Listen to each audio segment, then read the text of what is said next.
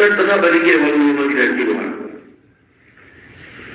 ላ ዩስአሉ ዐማ የፍዐል አላህ በሚሰራው እኮ አይጠየቅም። በመጀመሪያ አላህ ስብሓነሁ ወተዓላ እሱን የፈጠረው ከእኛ በላይ ለእኛ የሚያዝነውን ለእኛ የሚጠቅመውን ነገር የሚያውቀውም እሱ ነው አላሁ ስብሓነሁ። የሰው ልጅ እኮ የሆነ ነገር ተነካብኝ ብሎ ሌላ ሰው አሰቃቂ በሆነ መልኩ እኮ ይገድለዋል፣ በተራ የሆነ ምክንያት ማለት ነው። ሌላው ደግሞ አዛኝ ሆኖ ይታያል። የሰው ልጅ አእምሮ የተለያየ ነው። በሰዎች አስተሳሰብና በእነሱ ሕሊና ህግጋቶች ይርቀቁ ከተባለ ያው እንደምናየው ነው። ሰው ልጆች እኮ ናረን ያረቀቁት ዛሬ በአብዛኛው በዓለም ክፍል ላይ ሰዎች የሚተዳደሩባቸው ህጎች ሰዎች የፈለሰፏቸው ናቸው። ላኪን ጥቅም አልባ ናቸው። ተገቢ የሆነ ውጤትን አላስገኙም። ወንጀለኛ በከፍተኛ ሁኔታ እንዲቀንስ ወንጀል እንዲቀንስ አላደረጉም። ነገር ግን አላህ ስብሓነሁ ወተዓላ የደነገጋቸው ህጎች ተፈጻሚ ቢሆኑ ግን በዚህ መልኩ ውጤቱ ላይሆን በዚህ መልኩ ውጤቱ የማይታይ ሆኖ መጨረሻ አይቀርም።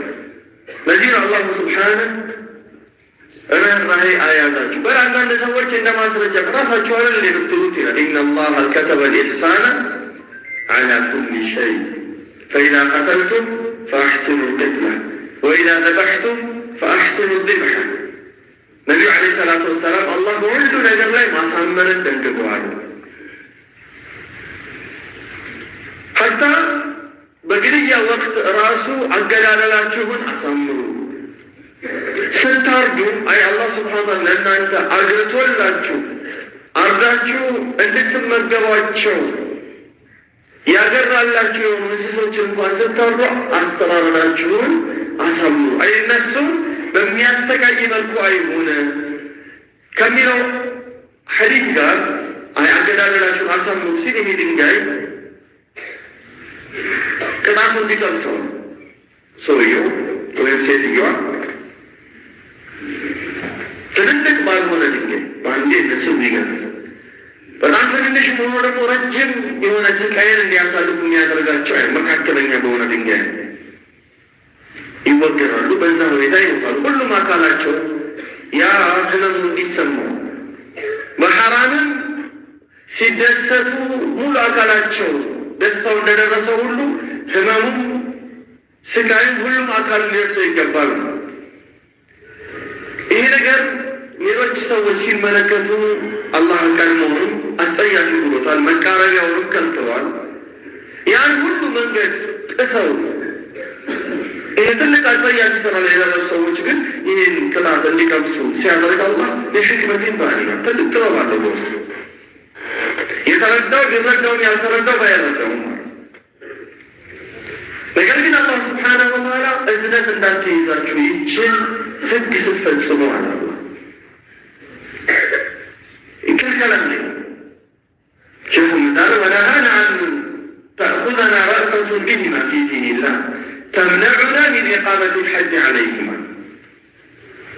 ሁለተኛ እኔም ወደው ወይም ደረጃ በማህበረሰቡ ውስጥ የሆነ ቦታ ያለው ሲፈጽመው ይተው፣ ሌላ ደካማ የሆነ አካል ሊከራከርለት የሌለ ደግሞ ሲፈጽመው ይፈጸምበት። ይህ የሸሪዓ ህግ አለ። ይህ ሰውኛ ሰዎች እንደፈለጉ የሚገለባበጡበት ህግ ነው። ሐታ ነቢዩ ዓለይሂ ሰላቱ ወሰላም ከተከበረ ቦታ የነበረች አንዲት ሴት በሰረቀችና ሰዎች ጉዳዩ ላይ ለምን እንደሚባሉ በሽምግልና ይታይ ነቢዩን ዓለይሂ ሰላቱ ወሰላም ሄዱ። ይህ ቅጣት በዚህ ሴት ላይ እንዳይፈጸም መክዙምዬ ናት።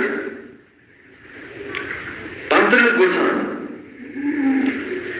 ማን ነው ነቢዩ ዓለይሂ ሰላቱ ወሰላም ሄዱ የሚያናገራቸው ተባባሉ። ቀረብ የሚላቸው የሚደፍራቸው ኦሳማ ነው። እሱ ሄዶ ይጠይቅ በጣም ይወዱት ስለነበር ማለት ነው።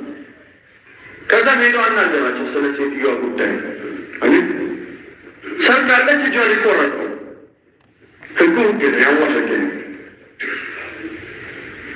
ማን የሰራው ተብሎ ፊቱ አይታይም። ማንነት